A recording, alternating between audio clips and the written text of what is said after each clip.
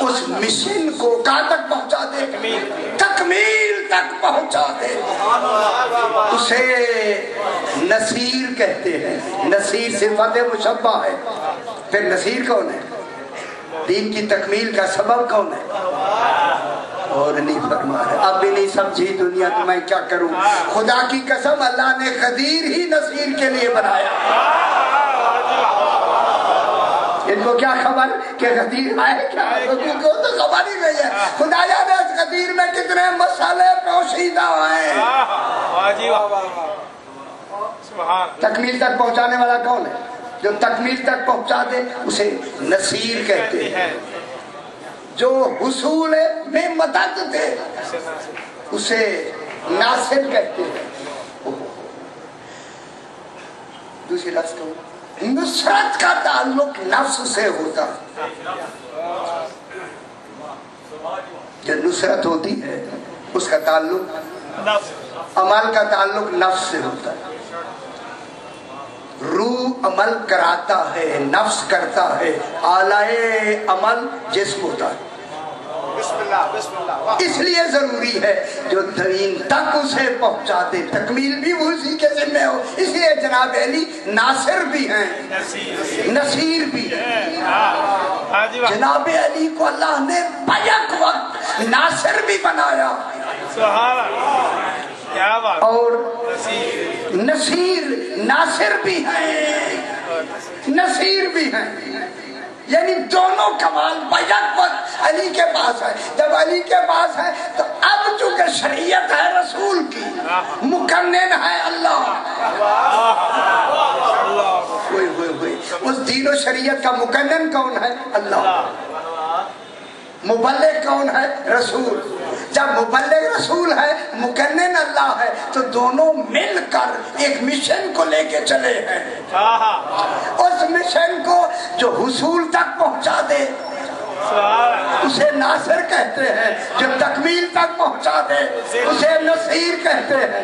اس لیے اللہ نے علی کو دو کمال دیے، نفس رسول بھی بنا دیا، نفس اللہ بھی بنا دیا۔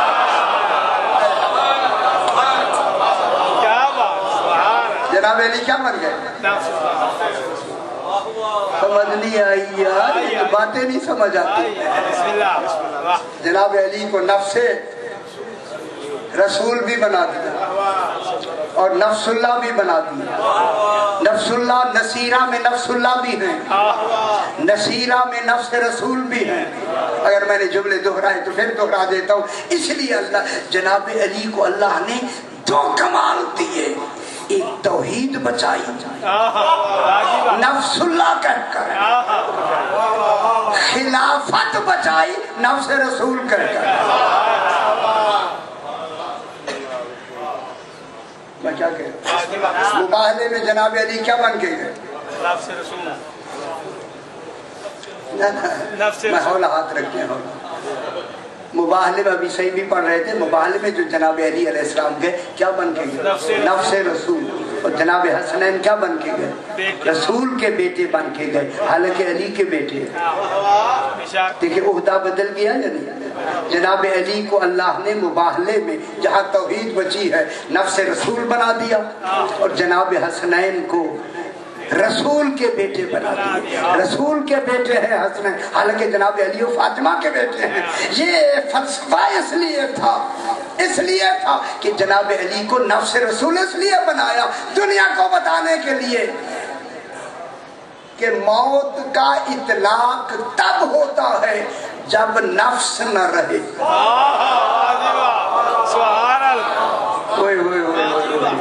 میرا خیال سمجھنا چاہیے، نہیں سمجھ، بہت سے حضرات نے سر نیچے کر لیا، سمجھے نہیں میں کیا کہہ رہا ہوں۔ موت کا اطلاق تب ہوتا ہے جب نفس نہ رہے، جب رسول کا نفس ہی ابھی باقی ہے تو اوروں کے بننے کا تصور کہاں سے آیا؟ جگہ ہی خالی نہیں ہے۔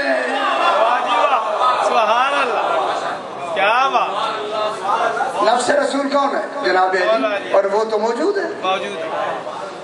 اگر یہ گرا نہ گزرے تو میں جملہ کہہ دوں. اور پھر اللہ نے بھی جناب علی کو صرف رسول کے بعد کچھ دن نہیں رکھا. یہ 3 چیزیں گزر گئیں تب بھی خلیفہ بعد میں بنے. 3 چیزیں بھائی میرے خیال اتنی کافی ہو گیا, بہت کافی ہو گیا. یعنی 36 ہجری میں جب ظاہری خلافت پہ آئے وہاں اعلان کیا لیکن اس سے پہلے رہے یا نہیں, اور وفات پائی سن 40 ہجری میں. اور جو ہی وفات پائی, لہذا وفات جب نفس میں موت کا تعلق اب ہوگا, جب جناب علی وفات پائیں گے تو اب آگے وراثت کن کو ملے گی؟ اب قرآن ورثہ ہے رسول کا, تو وراثت ملتی ہے بیٹوں کو. اسی اللہ نے حسنین کو علی کا بھی بیٹا بنایا, رسول کا بھی بیٹا بنایا. علی کی وراثت بھی بلا فصل ان کو ملی, رسول کی وراثت بلا فصل ان کو ملی. جب غیب ہی نہیں ہے تو ان کا کیا بنا؟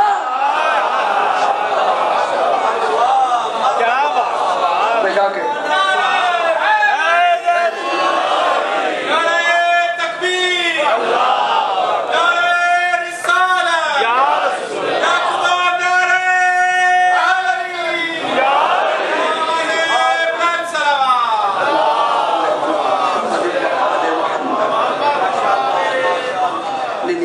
سکیل ہوگی, لیکن علمی بحث عمل کرنا چاہیے مجھے. استعینو مدد مانگو, استعینو. اب تھوڑی سی پھر گہری بات کرتے ہیں, لیکن ذہنی طور پہ میں دیکھ رہا ہوں بہت سے حضرات میرے ساتھ نہیں ہیں. آنکھیں تو ادھر ہیں لیکن ذہنی تصور میرے ساتھ نہیں ہے, تو میں مجبور میں چلو بیان کروں. استعینو دیکھیں 4 چیزیں ہوتی ہیں. ایک مدد کرنا, ایک نصرت عربی کی لفظ, ایک اعانت عربی کی لفظ, ایک استغاثہ عربی کی لفظ. مدد کی لفظیں 4 ہیں, مفہوم مختلف ہے. مدد کا ترجمہ اور ہے, نصرت کا ترجمہ اور ہے, اعانت کا ترجمہ اور ہے, استغاثے کا ترجمہ اور ہے. تصور مدد میں آتے ہیں لیکن ہر ایک کا مفہوم نصرت مختلف ہے. مدد کی جو لفظ آتی ہے, یہ جسے ہم مدد کہتے ہیں, یہ مدد کی لفظ مدد کے لیے نہیں ہے. مدد کی لفظ سریانی زبان کی لفظ ہے. مدد کے معنی ہوتے ہیں کسی شے میں وسعت دینا, کسی شے میں اضافہ کرنا, کسی شے میں زیادتی کرنا. اضافہ کرنا مدد کہلاتا ہے. اور سمجھ آئی؟ اضافہ بیٹھے ہوئے ان میں 20 آدمی اور آ جائیں, یہ اضافہ ہوا یا نہیں ہوا؟ اضافہ کرنا مدد کہلاتا ہے. نصرت اور ہے, نصرت ہمیشہ مشن میں ہوتی ہے. دیکھیں مدد میں فقط مدد کرنے والے کا ہی کام ہوتا ہے, مدد مانگنے والے کا عمل نہیں ہوتا. مدد مانگنے والا اس میں کوئی عمل نہیں کرتا, اسے مدد مانگی اور وہ جو مدد کرنے والا آیا اب وہی مدد کرے, یہ مدد میں ہوتا ہے. نصرت میں مشن میں تعاون ہوتا ہے. اعانت میں, اعانت تعاون سے ہے. تعاون میں دونوں کا عمل ہوتا ہے, خود بھی کر رہا ہوتا ہے اور دوسرے سے بھی کہتا ہے میں یہ عمل کر رہا ہوں, اسی عمل میں تو بھی میرا تعاون کر. ٹھیک ہے. تعاون اعانت میں فعل کرنے والے کا عمل بھی ہوتا ہے, جیسے تعاون مانگتا ہے اس کا بھی عمل اس میں ہوتا ہے. ٹھیک ہے. مدد اضافے کے لیے آتی ہے, اضافے کے لیے مدد. صلوات پڑھیں گے ایک مرتبہ, اللہم صل علی محمد و آل محمد. میرے بھائیو یا تو میں اچھی طرح نہیں سنا رہا یا میں نے محسوس یہ کیا کہ تر باتیں آپ کو سنائیں پھر آپ خوش ہوتے ہیں، اگر تھوڑی سی مشکل سنائیں پھر آتے ہیں چلو جی لگا رہے لگا رہے ٹھیک یار خدا کے لیے یہ اچھی بات ہے، یہ ہمیں محسوس ہوتا ہے۔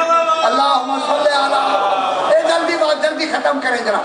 مدد میں اضافے کا معنی ہوتا ہے، اور یمددکم ربکم بخمسۃ آلاف من الملائکۃ مصومین، اللہ نے جنگ بدر میں 5000 فرشتے بھیج کر مدد کی ہے، نصرت نہیں۔ یمددکم تمہاری مدد کی ہے اللہ ربکم، تمہارے رب نے مدد کی ہے۔ مدد کیا کی؟ 5000 فرشتوں کو ابا کبا سفید پہنا کے امامے رکھوا کے، 313 مسلمان، 1000 کافروں کے مقابلے مسلمان 313 ہیں۔ رسول کے دل میں خیال آیا تعداد کم ہے، اللہ نے کہا ہم مدد کر دیتے ہیں۔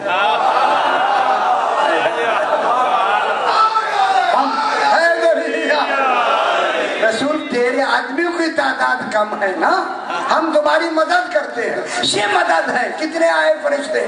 5000 ابا کبا پہن کے کھڑے ہو گئے، لڑے نہیں، لڑنے کے لیے نہیں آئے، صرف تعداد بڑھانے آئے ہیں تاکہ دشمن دیکھ کے حیرت زدہ ہو، اتنے ہوتے ہیں مسلمان۔ تو معلوم ہوتا ہے یہ مدد کرنا سنت الہی ہے۔ اب میں دنیا کو بتاؤں مدد کب ہونی چاہیے، سنت الہی کب ہونی چاہیے؟ جب عزاداری کا جلوس آپ کے گھر کے قریب سے گزرے، گھر نہ بیٹھا کریں۔ دسویں کے جلوس میں گھر میں نہ بیٹھے، آکے کھڑے ہو جائیں، نہ کریں ماتم، نہ ہنسی نہ زنی کریں، نہ زنجیر مارے، صرف کھڑے ہو جائیں۔ یہ کھڑے ہونا ہی تو مدد ہے۔ یہ مدد کس کی سنت ہے؟ سنت الہیہ، تاکہ دشمن دیکھ کے کہیں اتنے حسینی ہیں۔ یہ مدد ہونی چاہیے نہیں ہونی چاہیے؟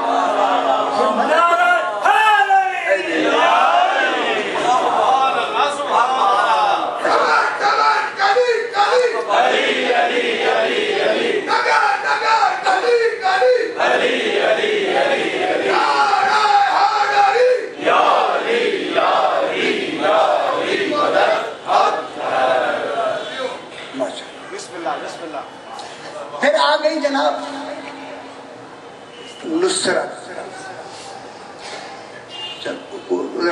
لمبی بحث آپ کیا کر رہے ہیں، تو آپ کا ذہن نہیں قبول کر رہا ہے، اس لیے میں نہیں دیکھ رہا ہوں۔ تیسری آ گیا تعامل، اعانت۔ استعینو اعانت کے معنی میں ہے۔ استعینو کا مادہ کیا ہے؟ اون۔ اون میں استعانت مدد جب ہوگی تو کیا آئے گا؟ استعینو، استعانت، طلب اعانت۔ اعانت اللہ کہہ رہا ہے اعانت طلب کرو۔ مدد تو ہم ترجمہ کرتے ہیں، اگر اصل ترجمہ کریں تو وہ اعانت کے معنی کہ صبر اور صلات سے اعانت مانگو، صبر سے بھی اعانت طلب کرو اور صلات سے بھی اعانت طلب کرو۔ دوسرا تعاونوا علی البر والتقوی، نیکی اور تقوی میں ایک دوسرے میں تعاون کرو، خود بھی نیک رہو، کوئی کمی ہو تو تعاون بھی لو۔ میں بہت بڑی بات کرنے لگا ہوں۔ فلا تعاونوا علی الاثم والعدوان، برائی میں تعاون ہوتا ہی نہیں ہے۔ معلوم ہوتا ہے مدد اللہ کرتا ہی مومن کی ہے، گناہگار کی نہیں۔ بہت بڑے معنی میں گناہگار کی لفظ کہہ رہا ہوگا، آپ سمجھ رہے ہیں۔ اب جب یہ مومن ہے تو کیا کرے؟ تعاون کرے۔ اب جب تعاون کی لفظ ہے تو اب مجھے ترجمہ کرنے دیں، میری طرف دیکھیں۔ تعاون میں وہ خود بھی مومن کام کر رہا ہے، دوسرے کہتا ہے یار تھوڑا سا میرے ساتھ کام کرو، مثلا کوئی چیز اٹھانا چاہتے ہیں آپ اٹھا نہیں سکتے یا زیادہ وزن ہے، کہتے بھائی ذرا تعاون کرے، وہ کیا کرے گا؟ وہ بھی تو وزن اٹھائے گا نا۔ تعاون کیا ہوا؟ اب وزن یہ اٹھانا چاہتا ہوں میں نہیں اٹھا سکتا، صحیح میں کہتا ہوں آ کے ذرا اٹھوا دیں، آپ نے بھی تو یہی اٹھایا نا۔ اٹھ گیا یا نہیں اٹھ گیا؟ اٹھا تعاون سے، اکیلے سے نہیں۔ اب ہمیں پتا چلا کہ ایاک نعبد و ایاک نستعین کیا ہے۔ کیا ترجمہ جناب فرمائیں؟ ایاک نعبد، ہم تیری ہی عبادت کرتے ہیں، تیری عبادت ہے اللہ، بس تیری ہی عبادت کرتے ہیں، تیری عبادت میں، ہماری عبادت میں کوئی شریک نہیں، عبادت فقط تیری ہے۔ تیری عبادت کے تصور میں کسی غیر کا تصور ہے ہی نہیں۔ کا بس تیری عبادت کرتے، بس تیری ہی عبادت کرتے۔ معلوم ہوتا ہے عبادت میں کوئی دوسرا شامل ہے ہی نہیں۔ آگے کیا کہتے ہیں؟ وَإِيَّاكَ نَسْتَعِينُ، بس تجھ سے ہی تعاون چاہتے ہیں۔ معلوم ہوتا ہے کچھ کام ہم کر رہے ہیں، اسی کام میں تو تعاون کر۔ عبادت پہلے اس کے لیے خاص ہو گئی، اب یہ جو اللہ تعاون کرے گا وہ کس میں کرے گا؟ وہ تعاون عبادت میں نہیں، ولایت علیت میں۔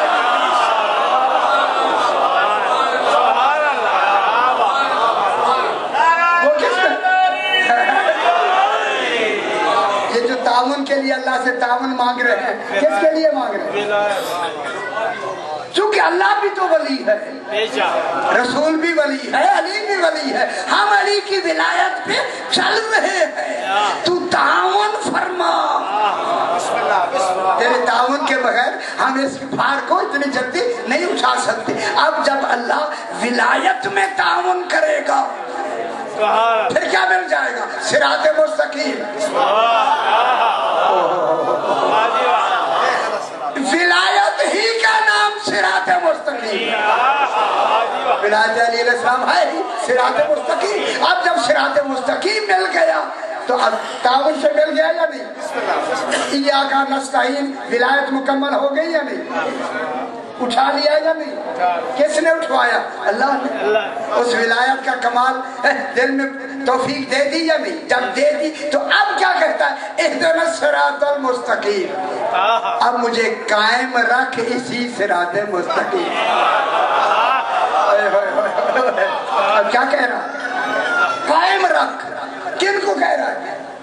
اللہ سے اہدنا الصراط، اہدنا ہمیں قائم رکھ، کس پر؟ الصراط المستقیم، صراط مستقیم پر۔ پوچھا گیا مولا وہ صراط مستقیم کون ہے؟ جناب علی فرماتے ہیں نحن صراط اللہ المستقیم، اللہ کا صراط مستقیم ہی ہم صراط، ان پر کیا کر دوں؟ ہمیں قائم رہنے کی ترجمہ کروں آگے، توفیق عطا فرما۔ صراط الذین انعمت علیہم، یہ انہی کا راستہ ہے جن پہ تو نے انعام کر دیا، تو نے انعام کر دیا، کرے گا نہیں، کر دیا، ماضی مطلق ہے، تو نے انعام کیا۔ اور یہ ایک جگہ ہے، اگر انعمتا کی بجائے انعمتو کہیں تو کافر، انعمتے کہیں تو کافر۔ اگر زبر زیر بدلنے سے ایمان سے نکل جاتا ہے تو عقیدہ بدلنے سے کیا ہو گیا؟ انعام والے جن پر تو نے انعام کر دیا، انہی کا راستہ ہے۔ یہ غیر المغضوب کون؟ یہ میں جان کے اب آیت میں بتاتا ہوں، یہ کیا ترجمہ ہے جناب فرمائیں صاحبان ترجمہ؟ ہاں فرمائیں نا، کیا کون ہے یہ غیر المغضوب؟ کن کے لیے؟ ہاں یہ ترجمہ یہ لکھ، سارے ترجمے یار سارے کیا کریں، ترجمہ نہ بتائیں تو ہمیں سوچے پڑتے ہیں۔ وہ تو مفہوم ہے، مفہوم ہے، ترجمہ کریں غیر المغضوب علیہ، یہ غیر المغضوب میں ترجمہ لکھا ہے نہ ان لوگوں کا راستہ جن پر تیرا غضب نازل ہو، یہ لکھا ہوا ہے ترجمہ۔ یہ ان کا تو یہاں تعلق ہی نہیں ہے۔